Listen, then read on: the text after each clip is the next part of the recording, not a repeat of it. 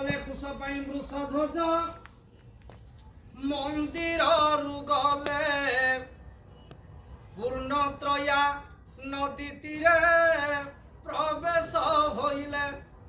कुश पाई वृषध्वज मंदिररु जाई पूर्णत्रया नदी तीर पहुंची गले। जेतेबेले भगवान शंकर पूर्णत्रया नदी तीर पहुंची गले कले कल किनादिनी जल पूर्णे प्रवाहित कूलरे कुश कमली अच्छी अप्रमित। प्रवाहित पूर्णत्रया नदी कल कल नाद करी बही जाउछि। सुंदर देखिबा पई कूलरे अनेक कुश कमलिछि। जेतेबेले देवदेव महादेव शंकर भगवान पहुंची गले माँ भवानी को कथारे तेणु प्रभु आज कले कौन कले देखी दे पंचानन आनंद होइले परशुधर परशु धारे ता काटिले। कले जाओ मु कुश पाई आसिली जो स्थान रे पहुंची जाइछि जे अनेक कुश कमलिछि जाओ किछि काटी देबी। मंगलमय ठाकुर सर्वदा जोगरे रहंती काटू काटू किछि कुश काटी देले बुली करी पछकु अनैले कलारे मु तो एते काटिलाणी ए तो ओजन मु आकु नै परिबिनी एका एका किए से मते एठी मुंडकु दब ना कोन करिवि। एई कथा को विचार करी प्रभु मोर कले कोन कले तपन किरण ताहा सुखाई देईन श्रम हरण निमंते जले कले स्नान है। सूर्य सकल शक्तिर आधार से प्रभुंकर रश्मि रे मो प्रभु आज ताको सुखाई देले श्रम हरण निमंते पूर्णत्रया नदी रे आज आनंद रे स्नान करूछंती। जेतेबेले स्नान करूछंती कले स्नान सारी एबे पिनाकी चाहि देले झटती चर्पण करुछि बर्बर गोरु मुह कुपति। चाहि देले स्नान सारी देखिले पशुजीव बौला से आसी पहुंची जाइछि तृण भक्षण करिबा पई जाबत न पुरे उदर ताबत ज्ञान नाही तार। बौला आज दैनंदिन से पूर्णत्रया नदी बंध को आज्ञा तृण भक्षण करिबा को आसे से दिन आसी पहुंची गला देखिला जाऊ मते आज किछि परिश्रम करिया को पड़िबनी किए से मो पई ये तृण काटी करी सुखाई देछि। ए जते बेला आज स्नान सारी चाहि देले प्रभु मोर भारी क्रोधान्वित एइठी प्रभु आज कले कोन कले तापरे अत्यंत कोपरे देले परशु छाड़ी बेकरे बाजंते निकरे गला मस्तक छिड़ी। जेते बेले प्रभु मोर आज पिनाकटी को छाड़ी देले ये बौलार मस्तकटा छिड़ी गला। जेते बेले बौलार मस्तकटी आज छिड़ी जाई प्रभुंको कररे आज्ञा लागिला। कररे लागिबा परे प्रभुंकर मनटा दुख होला भाविले मु भवानी कथारे शिवानी कथारे कुश पाई आसिली ये वर्तमान कुश नवा परिवर्ते ये बौलार मुंडटा आसी कपाळ आसी मो कररे लागिलाणी।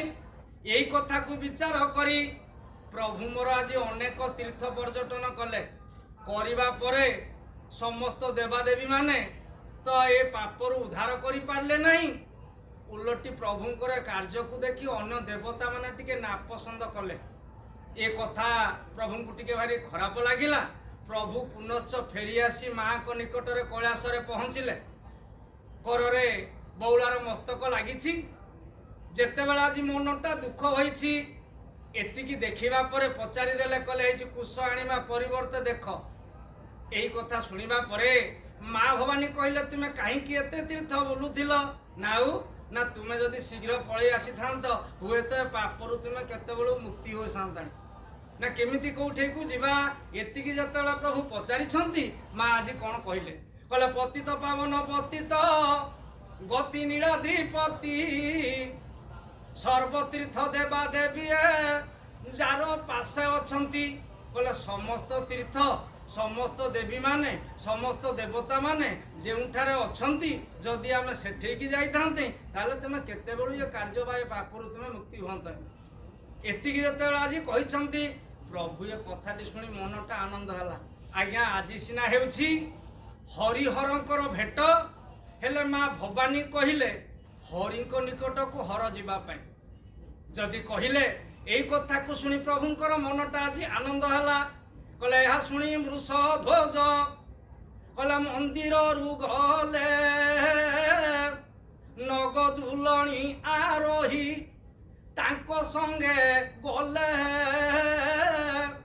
प्रभु जेतेबेले वृषभरे बसी जीवाई आज पुरुषोत्तम धाम को बाहरी माँ भवानी कहले कहले मु आ गोटे बाहन रे कहीं जीवी एठी माँ भवानी को संगरे नहीं आज हरि को निकट को जाउछंती ये जेतेबेले जाउछंती से तो हटिया नागर हरि केते लगाइछ हट हाट कपित पटिया नट पटली मुकुट अंतर जे आम जानी पारिले आज देवदेव महादेव शंकर भगवान मो निकट को आसुछंती एठी आज प्रभु कले कौन कले देख देख कही धरी लक्ष्मी कर हस्त देखाई न देउछंती प्रभु जगन्नाथ माँ लक्ष्मी कर हस्त को धरी नारायण देखाई देउछंती आस आस आस कमला आस तुम गोटे जिनिस देखिब ना कौन मु देखिबी कले बड़ कौतुक जीवटी मुंड 8 गोटी 8 पाद जिह्वान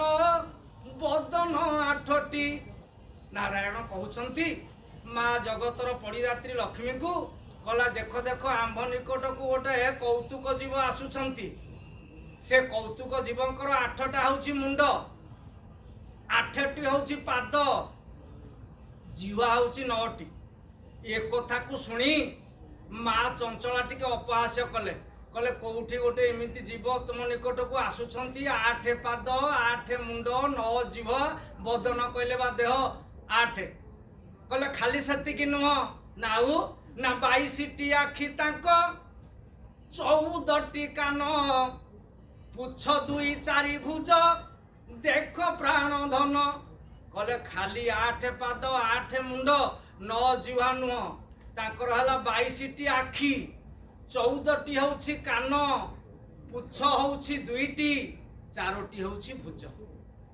एतिकी जतेबेले नारायण माँ को कहिछंती कले शिव छंती वृषभरे गले नागहार कोଳରେ पार्वती बसी अछंती तांकर आज्ञा 8 पाद 8 मुंड प्रभु शंकर भगवान 55 5 मुंड वृषभर 1 6 माँ भवानी 1 7 सर्पर 1 ये 8टी मुंड 8टी पाद वृषभर है 4 पाद प्रभुंकर 2 पाद भवानी 2 पाद 8 है पाद 8 है मुंड जीवा है आज्ञा 9टा 7 मुंडरे 7 है जीभ सर्पर आज्ञा 2टी जीभ 9टा है आज्ञा जीभ 22टी आखि तांको 14टी कान पुछ 2 4 भुज देख प्राणधन 22 आखि प्रभु हेले 55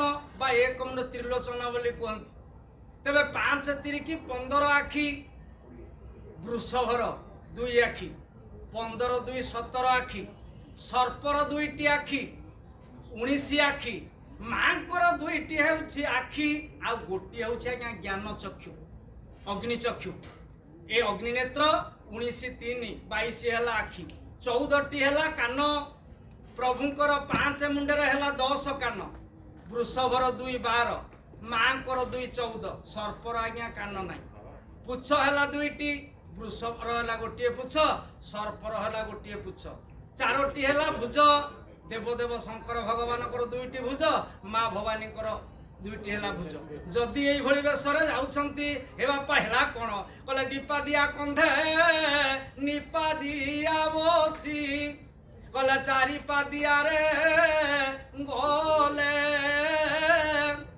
कहले 10 पादियार पाख राशि द्वारे से जाई प्रवेश हो इले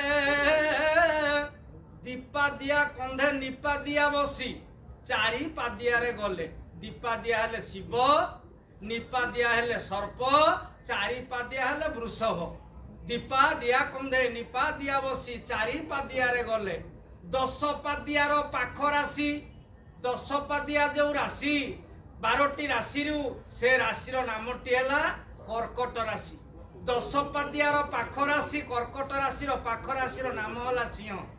ସିଂହ ଦ୍ୱାରରେ ଦେବଦେବ ମହାଦେବ ଶଙ୍କର ଭଗବାନ ଯାଇ ପହଞ୍ଚିଗଲେ। ଯଦି ପହଞ୍ଚିଗଲେ ପ୍ରଭୁ କଲେ କ'ଣ? କଲେ ଇଏ 3 ପାଦିଆରେ, କଲେ 4 ପାଦିଆରେ ଭଜନ ଗାଇଲେ। କଲେ ତ୍ରିପାଦିଆ ରୂପ ଚିନ୍ତି, କଲେ ମା ଭବାନୀ ଯେ ସଙ୍ଗତେ ଅଛନ୍ତି, ସେ ତ ଚିନ୍ତା କରି ପତି ମୁକ୍ତି ହେ। এইଠି ପ୍ରଭୁ ମୋର ଚାରି ବେଦ ଋକୁ ଶ୍ୟାମ ଯଦୁ ଅଥର୍ବ 4 ବେଦରୁ ଆଜି ଭଜନ ଗାଇଲେ। ତ୍ରିପାଦିଆ ନାରାୟଣ ସତ୍ୟ ଯୁଗରେ ବାମନ ଅବତାରରେ 3ଟି ପାଦ ହୋଇଥିଲା। 4 ପାଦିଆରେ ଭଜନ ଗାଇଲେ। ତ୍ରିପାଦିଆ ରୂପ ଚିନ୍ତି, ମା ଭବାନୀ ଯେ ସଙ୍ଗତେ ଅଛନ୍ତି, ଚିନ୍ତା କରି ପତି ମୁକ୍ତି। ନିଶ୍ଚିତ ଭାବରେ ଆପଣ ମାନେ ଶୁଣୁଥିଲେ जो हरिहर भेट रही शिव संस्कृति रे हरि एवं हरंकर भेट शैव एवं जो रही वैष्णव से शैव एवं वैष्णव धर्म बा मतर जो मिलन एवं तार गोटे कौतूहलप्रद बा गोटे रोमांचकर गोटे भाव संबलित कथा को आपण माने शुणुले। निश्चित भाव में जागर रात्रि ए कथा आपण मानू निश्चित भाव उल्लसित कर हरिहर भेट आउ कि समय पर अनुष्ठित हम जहाँ को आम बेढ़ा बोली कहूचे। चतुर्दशी हरिहर भेट होता है। श्रीक्षेत्र लोकनाथ पीठरे हरिहर भेटर स्वतंत्र मान्यता रही ए ओडिशा उत्कल खंड ही एमती एक राज्य जो शैव एवं वैष्णव संस्कृतिर मिलनर एक अपूर्व उच्छ्वास देखा मिले। गोटे धर्म बा गोटे मतवाद आउ गोटे मतवाद को अन्यत्र विरोध करुला बेले एठी मिलनर एक अपूर्व संगम देखा मिले जहाँ को गोटे प्रयाग क्षेत्र बोली कहवाकू आम निश्चित उचित मन करवा जे वैष्णवी और शैव संस्कृतिर मिलनर पर्व ये लिंगराज मंदिर इठी रही महाप्रभु लिंगराज एवं से अनंत वासुदेव रही ये सब कथा प्रसंग को आग को आलोचना करवा। वर्तमान समय कार्यक्रम गोटे छोट विरति।